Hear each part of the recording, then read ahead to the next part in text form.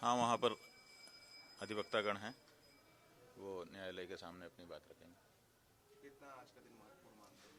देखिए, हमारे लिए तो हर दिन महत्वपूर्ण है। तो प्रमाण है वो सब है ही हैं, वो सब वहाँ रखे जाएंगे। स्वामी जी, अगर पक्ष में आता है, अगर पक्ष में नहीं आता है तो आगे कोर्ट में भी जाने की तैयारी भी है? ये तो नियम ही है कि जहाँ तक रेमेडी होती है वहाँ तक व्यक्ति जाता ही है। मेडिकल रिपोर्ट में एवं सोशल की पुष्टि भी होगी। बात यह है कि मेडिकल रिपोर्ट क्या आती है, उसमें हमारे संलिप्त होने की बात कैसे आ सकती है? आप तो कुछ भी कोई कह देगा मान लेंगे। उन्होंने कह दिया कि मेडिकल रिपोर्ट आ गई और उसमें प्रमाणित हो गया कि इन्होंने कुकर्म किया। ये वक्तव्य हो सकता है, लेकिन आप भी जानते हो, सब जानते हैं कि एक तो इतने दिनों के बाद की गई मेडिकल रिपोर्ट का कोई मायने नहीं, और दूसरे अगर मेडिकल रिपोर्ट की गई होगी, मेडिकल हुआ होगा, मान लो कि उस बच्चे के साथ ऐसा कृत्य कभी हुआ हो तो वो निकल करके आ सकता है, लेकिन किसने किया इसके लिए तो अभी बड़ी मशक्कत करनी पड़ेगी, क्योंकि जो बच्चा हमारे पास कभी आया ही नहीं उसके साथ हमारे नाम को जोड़ पाना ये इतना सरल नहीं है। तो आपको क्या लगता है, जो बच्चा आरोप लगा रहा है उसको और उसके परिवार वालों को भी अपनी गिरफ्त में रखा होगा? गिरफ्त में क्या, बाकायदा खतरा भी होगा उस बच्चों को? वो तो उन्हीं के साथ रह रहे हैं। पुलिस ने भी कभी नहीं कहा कि बच्चे को जुवेनाइल बोर्ड में भेजो, बच्चों के माता पिता ने भी नहीं कहा कि हमारे साथ रहे बच्चा। बच्चा उन्हीं के साथ क्यों है?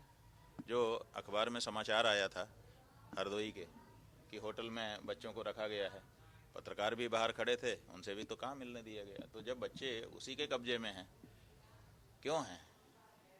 एक ऐसा व्यक्ति जो हिस्ट्री शीटर है, उसके साथ नाबालिग बच्चे उसी की कस्टडी में लगातार महीनों से बने हुए हैं। आखिर क्यों बने हुए हैं? आखिर क्यों उत्तर प्रदेश की पुलिस उसको ये मौका दे रही है? आखिर इसके पीछे क्या उद्देश्य है? इसी से समझ में आता है कि उत्तर प्रदेश की पुलिस उसको संरक्षण दे रही है और बच्चों को उसके साथ रह करके बयान आदि के लिए तैयार कर रही है। लेकिन केवल बयान से नहीं होता है, इसके लिए व्यवस्था आप बनावटी कितनी भी बनाएं, जो सच है वो सच ही रहने वाला है और जो झूठ है वो झूठ ही रहने वाला है। आशुतोष ने कहा था जो लैपटॉप में बताया कि सारे साक्ष्य मौजूद हैं, तो उसको लेकर कैसे लेकर बात यह है कि जो व्यक्ति उतावला है बताने के लिए, एक एक बात बताते जा रहा है, जो सच है जो झूठ है सब बोलता चला जा रहा है। उसके पास लैपटॉप में कोई चीज़ हो और उसके बाद वो लैपटॉप को केवल बंद रखेगा। एक कहावत अपने पुराने लोगों ने कही है, बुजुर्गों ने, कि बंधी मुट्ठी लाख की और खुल गई तो खाक की।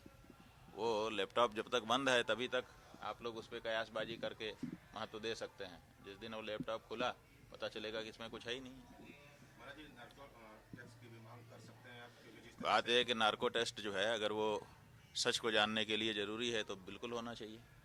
इसी तरह से जो भी और तरीके हों, हम तो अभी सब तरीके नहीं जानते हैं कि सच को जानने के कौन कौन से तरीके हैं। जो भी तरीके हों उन तरीकों को आजमाया जाए और सच को सामने लाया जाए।